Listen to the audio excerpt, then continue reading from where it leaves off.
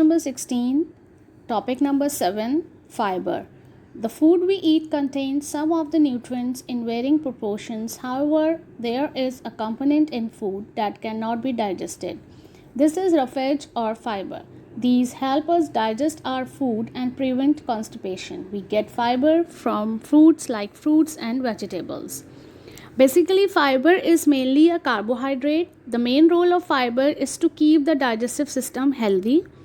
ये indigestible part होता है और उसमें जो सोर्सेज होती हैं वो फूड ग्रेन्स, फ्रूट, वेजिटेबल्स और ग्रेन्स होती हैं. ये सॉल्यूबल, इनसॉल्यूबल और रेजिस्टेंस स्टार्च इसमें पाया जाता है. सॉल्यूबल फाइबर्स जो होती है उसमें जो चीज़ें आप लेते हैं वो उससे बार बार आपको भूख नहीं लगती है, आपके इंटेस्टाइन को हेल्दी करता है, फैट्स को वॉश आउट करता है और बैड कोलेस्ट्रॉल को कम करता है. इनसॉल्युबल फाइबर्स जो होते हैं वो आपको वेल हाइड्रेटेड रखते हैं, कॉन्स्टिपेशन को ख़त्म करते हैं और आपके एक हेल्दी रूटीन में आपको ले आते हैं. रेजिस्टेंट स्टार्च जो होता है वो लार्ज इंटेस्टाइन्स में जो हेल्दी बैक्टीरिया होते हैं उनको ग्रो आउट करते हैं. हमारी बॉडी में कुछ हेल्दी बैक्टीरियाज भी होते हैं जो हमारी बॉडी को वार्म अप रखते हैं, उसके लिए भी फाइबर बहुत ज़रूरी है. And the main sources of fibre are from the fruit is apple, mangoes, oranges. और वेजिटेबल्स में भी आप जिसमें फ़ाइबर ज़्यादा होता है, फॉर एग्ज़ाम्पल पालक ले लें आप, और जितने भी ग्रीन लीफी वेजिटेबल्स होती हैं वो आपको अपने इन फूड में ज़रूर लेनी चाहिए. The 8th topic is water. Water makeup almost 70% of our body weight. Water plays a very important role in the body's system. It transports food waste, chemicals and gases through the body. In the digestive system, water helps to break down the food. Water removes waste from the body in the form of urine and sweat. Sweat also helps the body to stay cool. Every day we lose some amount of water as urine, as water vapor when we breathe out and in the form of sweat. About half of this water is replenished by the water in the food we eat. The other half is replenished when we drink liquids. Most people need to drink 8 glasses of water every day to stay healthy. Even though it is vital of our body, water does not provide any energy. If a person loses too much water, for example, while playing or working in the hot sun, his or her body gets dehydrated.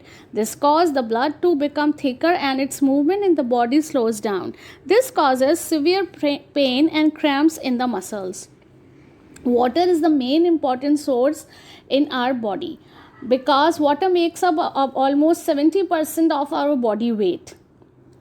तो ये एक important role play करता है हमारी पूरी body के system को चलाने में और ट्रांसपोर्ट करता है food waste, chemical and gases को एक जगह से दूसरी जगह पहुंचाने में इन योर बॉडी. और in the digestive system water helps to break down the food. जो आप खाना खाते हैं, जो जितना भी आप इनटेक लेते हैं फूड का, उसको ब्रेक डाउन करता है, यानी उसको टुकड़े टुकड़े करता है. Water remove waste. जितने भी आपके जो वेस्टेज होती है आपकी बॉडी में, उनको आपकी बॉडी से रिमूव करते हैं इन the form of the urine and sweating. Sweating जो है इस आपको हेल्प आउट करता है, आप स्टे कूल रखता है आपको. जो गर्मियों में आपको बहुत ज़्यादा स्वेटिंग होती है, लेकिन जितना आप पानी का इंटेक करेंगे उतना ही आपके लिए बहुत अच्छा होगा. बहुत ज़्यादा हम some amount of water we loss in the form of urine as water vapour when we breathe out and in the form of sweating. और स्वेटिंग के ज़रिए हम उसको निकाल देते हैं. These are the wastage of water. अच्छा, जो वाटर होता है वो आपको एनर्जी नहीं देता लेकिन आपको हाइड्रेट रखता है. हाइड्रेट इस तरह, अगर आप कहीं बाहर खेलने गए हैं सन में, आप सूरज की रोशनी में या गर्मी में आप बाहर खेल रहे हैं, या आप कहीं से आए हैं और आपने कम पानी पिया हुआ होता है तो आप डिहाइड्रेटेड हो जाते हैं. तो इसकी वजह से क्या होता है, आपका ब्लड जो है वो बहुत ज़्यादा थिक हो जाता है और आप जाते हैं. तो इसकी वजह से क्या होता है, आपका ब्लड जो है वो बहुत ज़्यादा थिक हो जाता है और आपकी जो बॉडी होती है उसकी जो मूवमेंट होती है बहुत आहिस्ता हो जाती है. इसलिए अपने आप को हाइड्रेट रखने के लिए ज़्यादा से ज़्यादा आपको दिन में 8 ग्लासेस ऑफ वाटर का इंटेक करना चाहिए, ताकि आपकी जो बॉडी में मस्कुलर पेन्स ना हो या आपको क्रैम्प्स ना आए. तो that's why water is the plays a very important role in our daily life.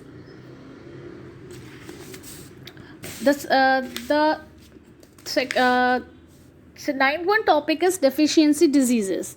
All nutrients are required by the body in specific quantities. Thus, the food we eat should have the right proportion of the nutrients needed by our body. No food contains all the nutrients. Therefore, it is essential to eat a combination of food so that we get all the nutrients. A balanced diet is a diet that contains proper amounts of nutrients according to the requirements of an individual's body. A balanced diet will vary according to the occupation, age, height, and weight of a person. At times, because of wrong food habits, unhealthy methods of cooking, and poverty, some people are unable to have a proper balanced diet. People who do not get a balanced diet suffer from various deficiency diseases. Deficiency diseases ये होती हैं कि अगर आप अपने खाने में कोई बैलेंस नहीं रखते. For example, you have to take a balance diet in your routine, क्योंकि तमाम न्यूट्रिएंट्स आपके लिए बहुत ज़रूरी होती हैं, आपकी बॉडी के लिए बहुत ज़रूरी होती हैं, और उनकी एक स्पेसिफिक क्वांटिटी होती है. अगर आप उस क्वांटिटी से एक्सेस करेंगे तो वो आपके लिए हार्मफुल होता है. और हमें एक कुछ ऐसे फूड्स लेने चाहिए जिनका एक राइट प्रोपोर्शन होता है, जिनके अंदर तमाम न्यूट्रिएंट्स मौजूद हों. तो उन तमाम चीज़ों को हम कहते हैं बैलेंस डाइट. अगर हम उनको प्रॉपर अमाउंट में लें, उसको सही तरीके से हम उसका इंटेक करें, तो हमारी बॉडी जो है वो सही तरह से बैलेंस रहती है. हम काम सही कर सकते हैं. आपका माइंड की डेवलपमेंट या आपकी जो बॉडी की मूवमेंट होती है वो बिल्कुल सही होती है. उसके लिए ज़रूरी है कि आप according to the age amount of proportion of nutrients you will take in your balance diet. क्योंकि अगर आप गलत तरीके की आपकी कोई फूड हैबिट है, बिकॉज ऑफ द